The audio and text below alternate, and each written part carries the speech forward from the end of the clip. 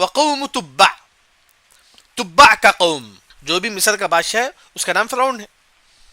اسی طرح جو بھی یمن کا بادشاہ ہوتا تھا اس کو تبع بولتے ہیں. یمن کے بادشاہ میں سے ایک بادشاہ تھا جنہوں نے اسلام قبول کیا، لیکن یہ قوم والے جو ہے نا کس کی عبادت کرتے تھے؟ انگار کی عبادت کرتے تھے، انگار کی پوجا کرتے تھے. یہ جو بادشاہ جو ہے نا یہ اسلام لانے کے بعد انہوں نے جو ہے نا کعبہ کو غلاف بھی پہنایا.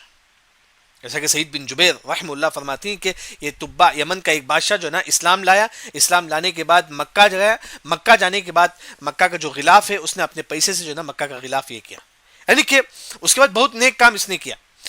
اس کے بعد یہ قوم والوں کو دین کی دعوت دی. یمن کا ایک بادشاہ جو ہے نا اپنے قوم والوں کو دین کی دعوت دی، لیکن قوم والے جو ہے نا انکار کر دیا.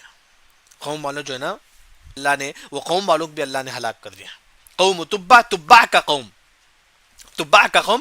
تبع یمن کے بادشاہوں میں سے ایک بادشاہ ہے. بلکہ بعض روایت ہم کو ملتی ہے کہ عائشہ رضی اللہ عنہ فرماتی ہیں اس تبع کو تم گالی مت دو، کیونکہ یہ تبع نیک شخص تھے. وہ یمن کے کئی بادشاہوں میں سے ایک بادشاہ نیک تھے جنہوں نے اسلام قبول کیا تھا. تو وہ بادشاہ اپنے قوم والوں کو دین کی دعوت دے، لیکن جو ہے نا اپنے قوم والوں جو ہے نا انکار کر دیا، بلکہ بعد میں بھی وہ جو ہے نا انگار ہی کی پوجا کرتے تھے. اس وجہ سے اللہ نے ان کو ہلاک کر دیا. بعض مفسرین نے یہاں ذکر کرتے ہیں کہ قوم تبع، تبع کا قوم، گویا کہ تبع کے قوم کو اللہ نے ہلاک کیا، تبع کو اللہ نے ہلاک نہیں کیا. کیا مطلب ہے؟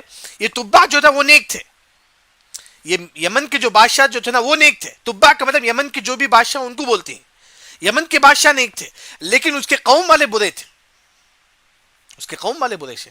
لیکن یہاں جو ہے نا ایک بادشاہ تھا، وہ کوئی ایک بادشاہ جس کا نام ذکر کرتے ہیں مفسرین، تو وہ نیک تھا لیکن اس کے قوم والے برے تھے. اللہ نے اس کے قوم والوں کو اللہ نے ہلاک کر دیا. تو کیونکہ وہ قوم والے کس کی عبادت کرتے تھے؟ انگار کی عبادت کرتے تھے.